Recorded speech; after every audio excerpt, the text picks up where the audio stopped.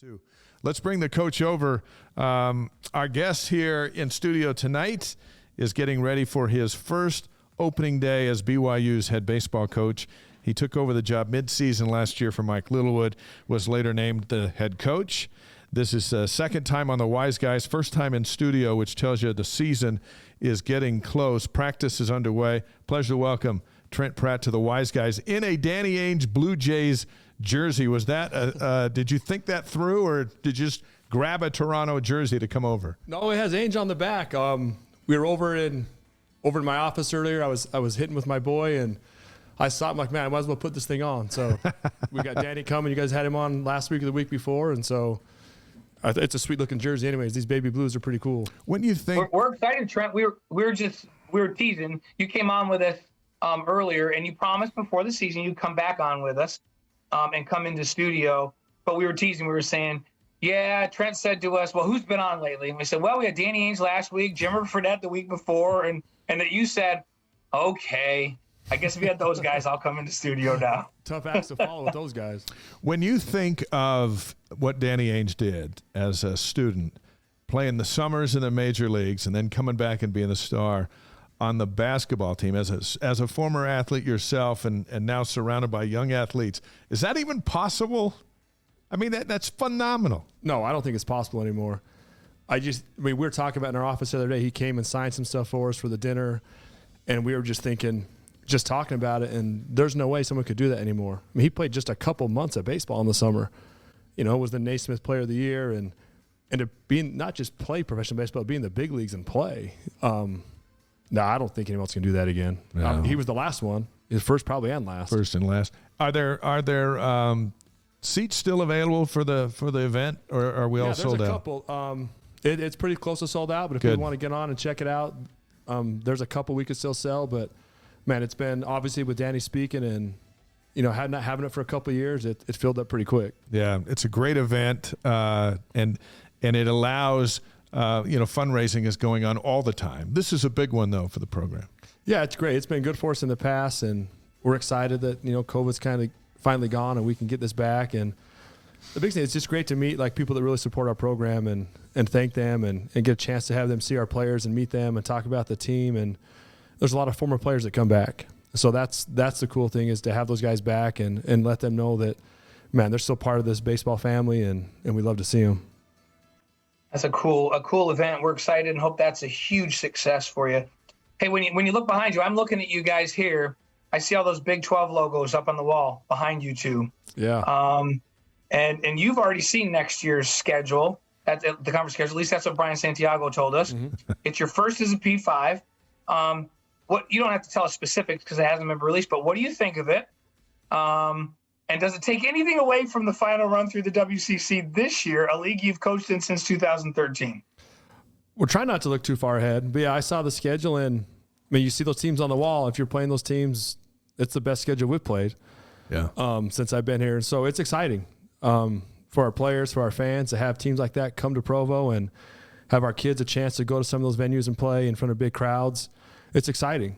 And we're going to work hard to keep getting better so we can go in there and compete and do well. But right now, man, we want to finish strong in the WCC, and we feel like we have a team with some older guys' experience that, we can go make a run this year. Isn't it interesting that as you put a schedule together, you try to get these schools up here on the wall? They don't want to come out here. And when you've played them, you've had to go there for the most part. But now they're all coming. Whether it's this season or next season, they'll all be at your place. They don't even have a choice. They just get to come. And it's got to be such a strange feeling for a coach putting them together, because now you don't have to go get them. The league's going to send them to you. Yeah, it's awesome. It's awesome for our players. It's great for our fans. We were supposed to have Oklahoma State last year. Yeah. And then, our spring weather gets us, and we have to relocate the game and play in Ranger Stadium, which was great, but we'd have much rather play those guys at home. And Coach Holiday was like, he wasn't he would have loved to come too. He goes, I think it's awesome for our kids to go different places, and all of our kids have seen your park on Instagram or social media, and what a beautiful place it is. So, I'm sure these people, when they get there, they'll, like everyone, they come there and they're in awe of our facilities and the backdrop, and it's an amazing place to play.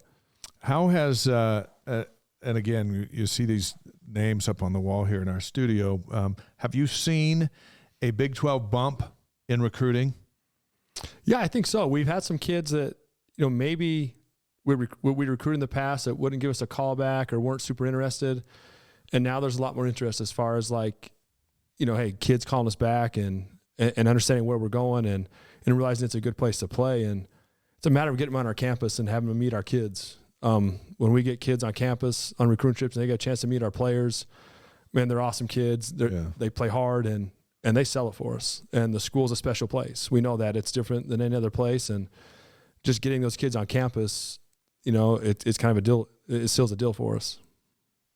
And Trent, you've now had an off season to prepare for really your first full season as BYU's head baseball coach. You took over the reins partway through the season last year. What have you been doing to get ready as you go into your first full season as the head coach of BYU? We've been working hard on the field, off the field, just trying to raise the standard from what we've been doing. Coach Littlewood did a great job getting the program where it is and just trying to raise the standard in everything we do. We did a great job in the classroom. Our team got a 3.0 GPA, over 3.0 for the first time in 6 or 7 years.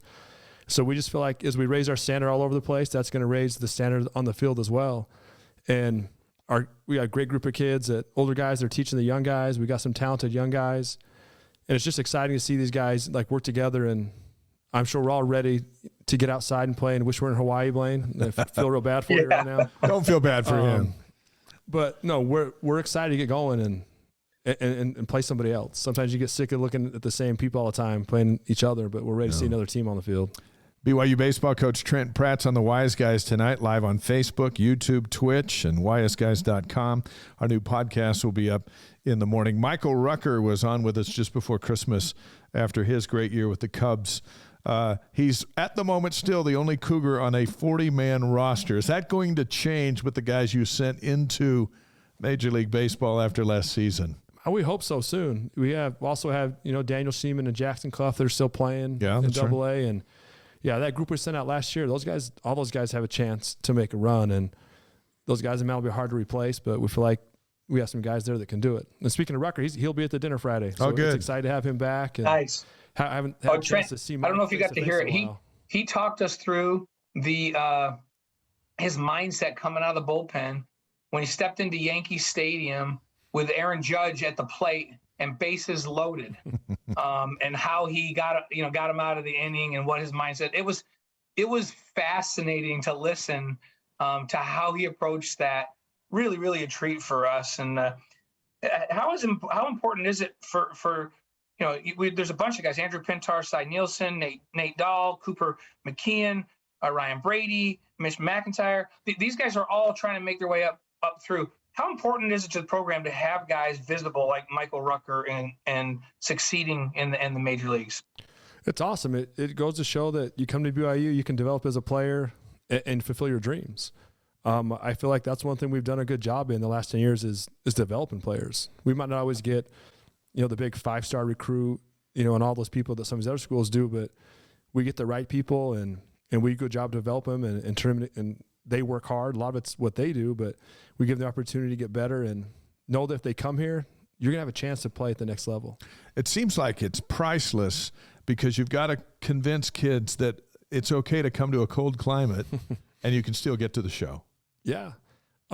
It's about how you work and what you do, and those kids can do it. I mean, BYU's not the only cold weather school that produces players, so that shouldn't be a factor with the weather. Last year, you guys finished the season 33-21, 16-9 under your watch. Dave and I talked a lot about the fact that you won 9 of the last 10 regular season games to qualify for the WCC conference tournament. So you guys really went on a roll at the end of the season. I know you lost some players, but how much does that winning momentum to finish the regular season last year help as you launch into this season? It helps. You look on the position side, we have a lot of those guys back. And we played some tight games, and anytime you learn how to win, it's important. And those guys remember that. And also to know that, hey, you're going to go through some struggles and know that it's okay. We'll keep fighting. We're not going to quit. We'll keep fighting, and you can come back from that and get on a run and get hot. So it's great for those guys to come back, and they've been through the ringer. We went through some hard times last year, and they were able to battle and and come out and finish strong and give us a chance, to make a run in the tournament. So, man, it's good to have that experience and know those guys are back and ready to roll. Let's roll through your roster. Spent some time with Duff Tittle today on the prospectus as we get into this season. And so Blaine and I will throw some names at you and just tell us a thing or two about them. And let's start with the pitchers. The bullpen was so strong last year, and much of the names Blaine just read were from the bullpen who have left. But let's start with the starters, and how big is it to have Jack Sterner back? It's huge. I mean, he was our opening night starter last year, and he'll have a chance to do that again. And just to have a guy with experience to know that he's done it and been successful and won games, and keep him to go deep in games, it's great. It's just comforting as a coach to know you have a guy that's been a starter for 2 years, and nothing's going to faze him. He goes out there and competes. He works hard, and there's nothing he can't do, and we expect a lot out of him. Bryce Robinson's returning, and he had a beautiful 7-1 record last year. What does he bring back? He's a guy that he pounds the strike zone, 4 pitches for strikes. Bryce started in the bullpen last year, kind of worked his way and started down the stretch, and we expect him to be in the rotation again and just come out and just do what he's done. He finds ways to win games for us. At the end of the day, that's the most important thing, is you want guys on the mound that are winners and know how to slam the door when you get a lead. Before we look into the bullpen, Carter Smith, Ben Hansen, Cutter Clausen, are they the guys battling for 3 and 4? Yeah, there's a group of guys there. Carter's been great. I'd say right now Carter's probably in that mix for in the top 3 starters. And we play that first couple weekends. We'll play like 8 games in 9 days, and so we'll need 4 starters each time, and those guys are ready to go compete, and they're going to pitch their way into that starting rotation, and we'll see who wins that 4th stop, that 3rd and 4th battle. You lost as we've already mentioned, and we talked about the names from that bullpen, but 3 names we're thinking about: Peyton Cole, Carter Foose, and Jake Porter, all bullpen folks that you've got. What can we expect out of those 3? All kind of similar. They're all kind of like guys that throw fastballs, sinkers down in the zone. Jake Porter's been really good, like 89, 92, sinker, slider, and Carter Foss and Peyton Cole are kind of similar. Like, there's the guys who can get a lot of outs for us, come in and get ground balls, and in a jam, you need a ground ball, get a double play. Those guys can all come in and do that. Mike Littlewood and I had an understanding that whenever Peyton Cole did something good, it was because of his Little League coach. That's right. And whenever he did something bad, it was because of his college coach.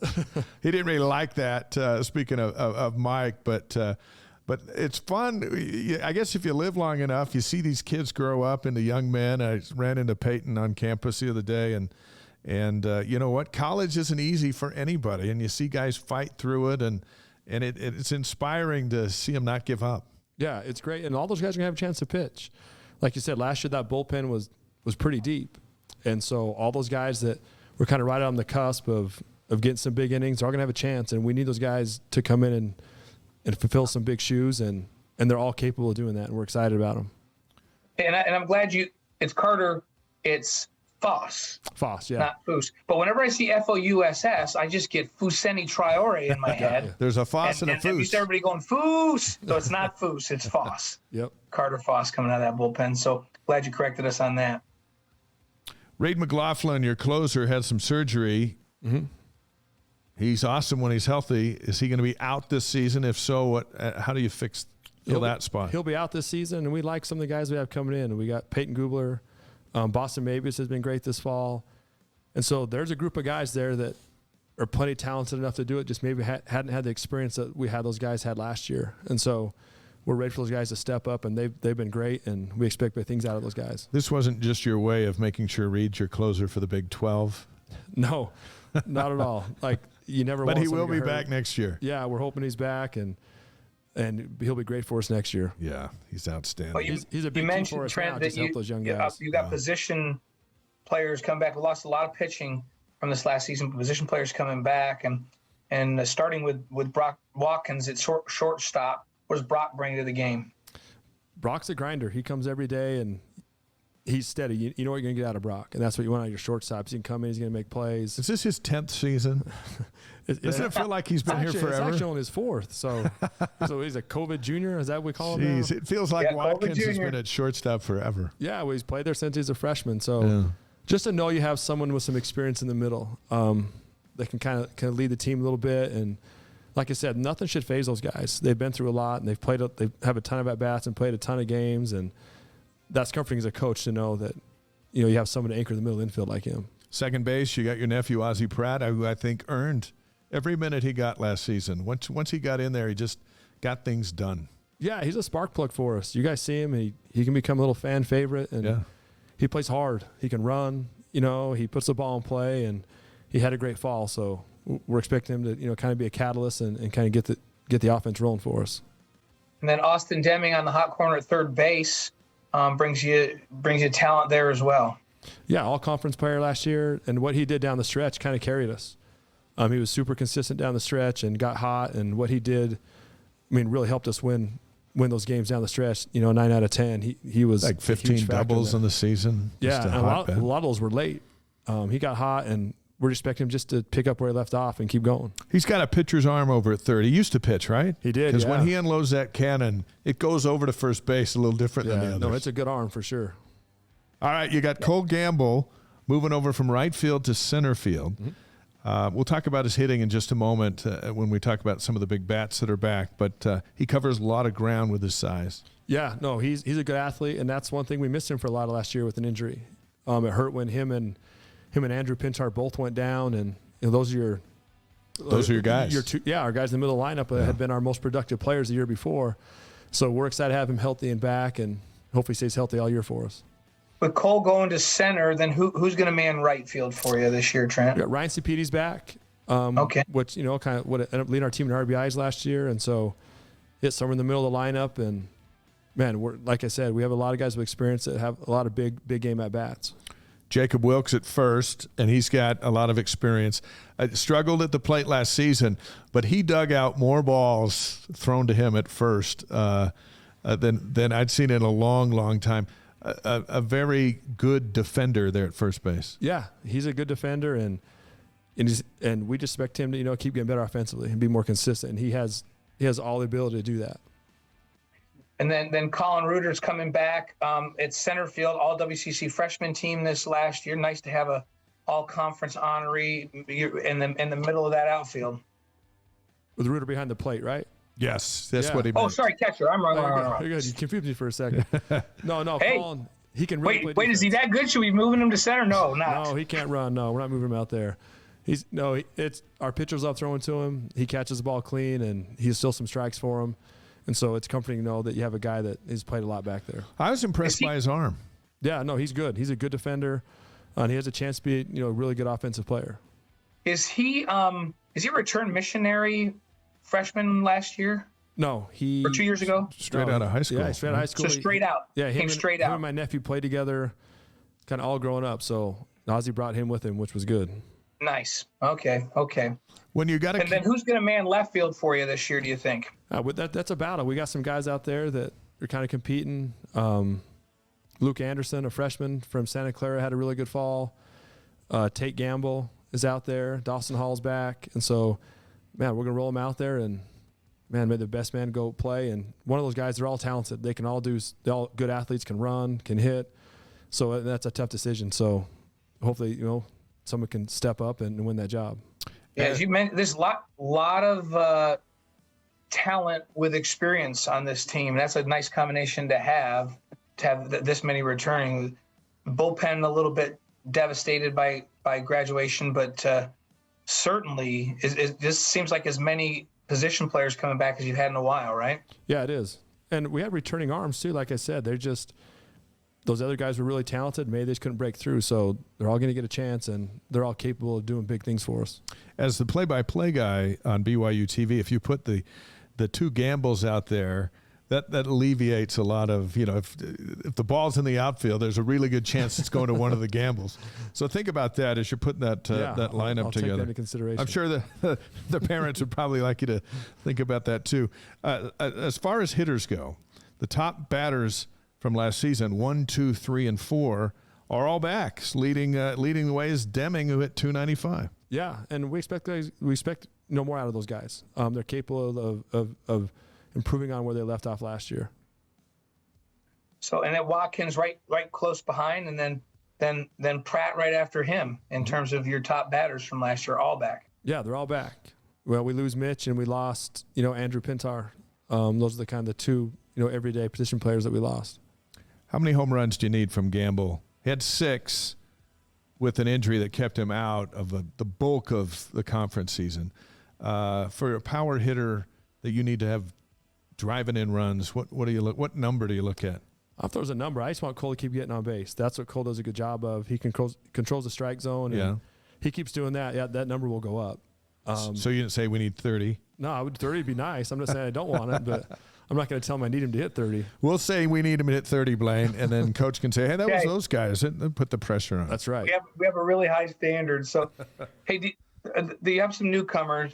Are there a couple that stand out to you, Trent, that people need to watch for that are going to have a big impact this season? Yeah. Grubler out of the bullpen. Luke Anderson's been really good for us throughout the fall. Those are kind of the 2 freshmen that have been really good. Easton Jones.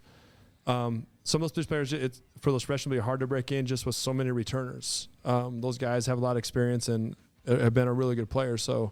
But we like that group. There's some guys on the mound that can come in and help us out as well. Ben Hansen being one, a freshman coming in. Cutter Clausen was here, then back from a mission. Yeah. And he's kind of a two-way guy. He's got a lot of power in his bat. He's really good on the mound. Some returners too, just Cooper Vess, Safea, Mawai. Those guys are all left-handed bats that. Safea is a transfer from Hawaii, right? He is, yeah. Brings you some power. Yeah, big physical kid, strong. And so all those guys, there's some pieces there that, we could have a dangerous offense. Interesting. Blaine's gone to Hawaii and Sophia's come here. Yeah. And that's where we're sitting here. Unfortunately, I'm going to join him there at the end of the week and suffer through the rest of the winter with you guys. So, yeah. Well, that's too bad, Blaine. Let's talk about this schedule coming up. First game's February 17th at Louisiana Tech. That's the season opener. Home opener is early March against Omaha. That's always an iffy weather week, and Blaine and I are usually down at the basketball tournament hurrying back to catch it. But those are the first 2 key dates. The 17th to start and March 2nd for fans at home to watch you play. Yeah, and there'll be a good crowd down in Ruston, Louisiana. Then we stay there and play the Raging Cajuns the next week. So it'll be good for our kids to go down there and see some rowdy fans and have some fun and face a little bit of adversity. And then, we always cross our fingers the 1st of March for weather to be good so we can play at home. Yeah, another key date we're always looking at is when the Utah game is March 14th. You've got Utah, then you play them again on April 18th. So you've got Utah twice on the schedule, as is typical. Mm-hmm. March 14th and April 18th. It's good to keep that alive. Do you see that series staying alive when you guys are in the Big 12, or is that gonna be scarce like it is in football and basketball? No, that'll stay. Baseball, we got to try to play 56 games. Yeah, and midweek games.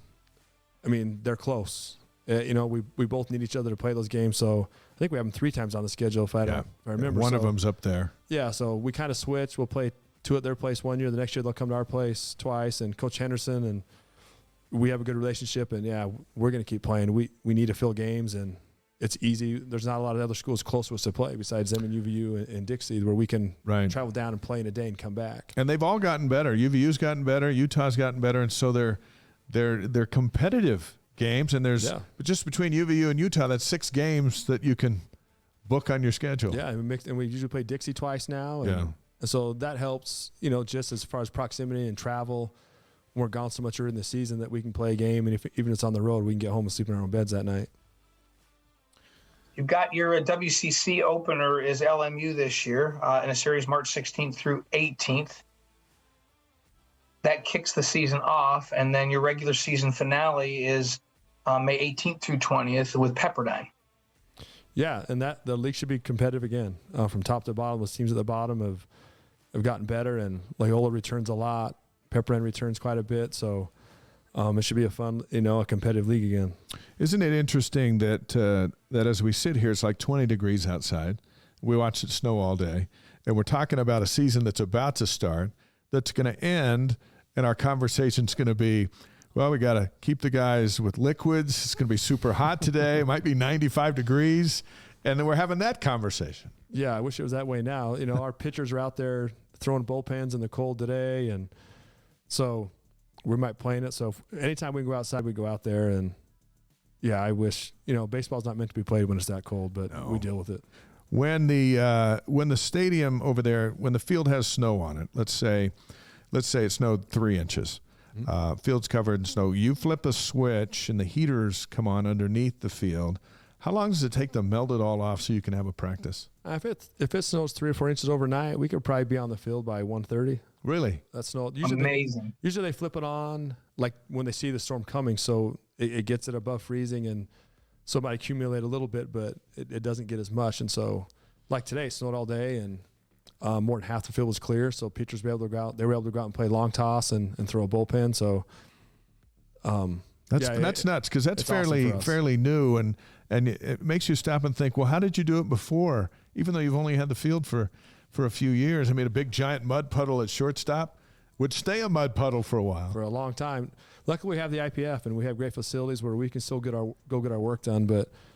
Or we'd much rather be outside on the field if we can. But if not, we're really grateful that we have a facility like the IPF where it's big and we can head a whole infield and get a lot of work done over there.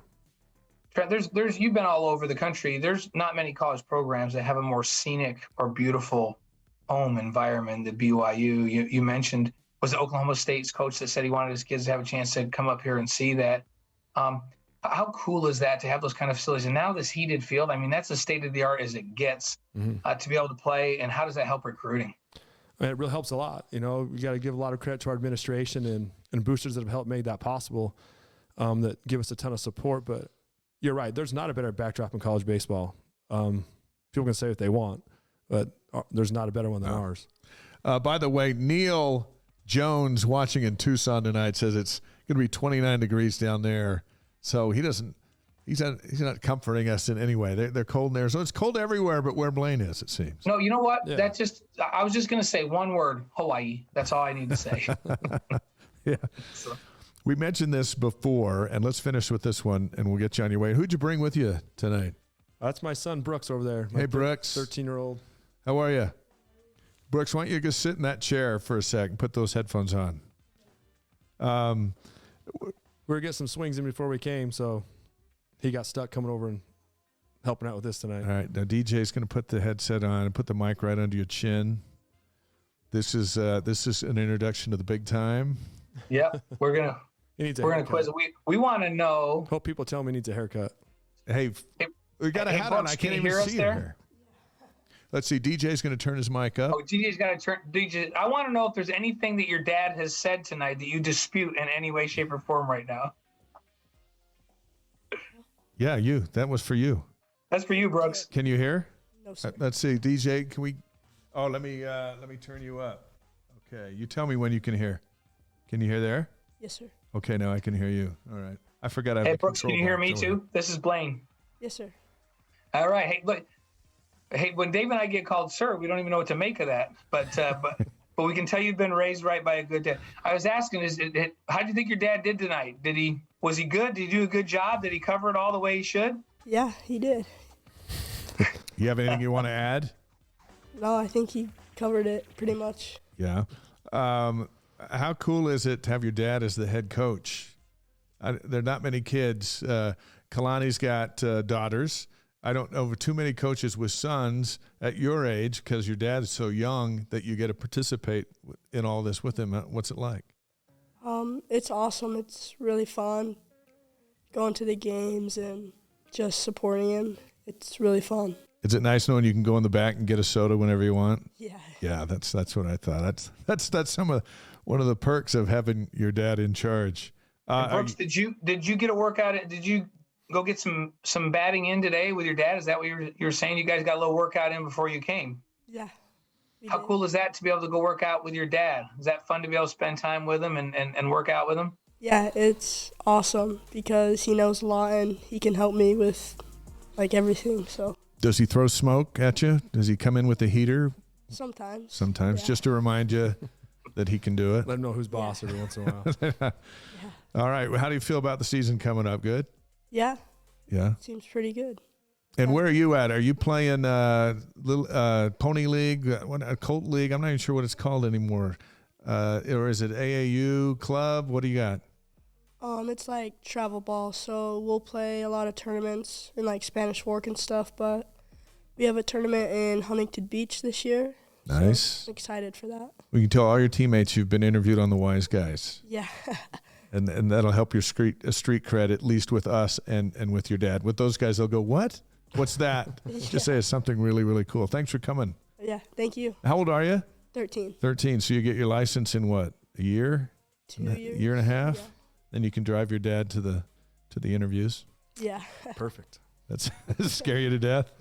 A little bit, yeah. I got daughters that are 17. They'll go to college next year, and I don't like it a whole lot, to be honest. I don't either. I've had a hard time giving the keys to all 5 of my kids. It's just something about it. But what is it like having your family participate in this experience as head coach? Man, it's great. I have 3 boys and 3 girls, so like to have my family able to come to the park and be around, and administration's great. They're like, hey, we want your family there. We want your kids run around the park, and so sometimes they need to be told, hey, you don't own this place. Like, they run around like they do, but sometimes you got to put them in check. But it's great. Brooke's been our bat boy for a couple of years, and so it's just cool to have them around.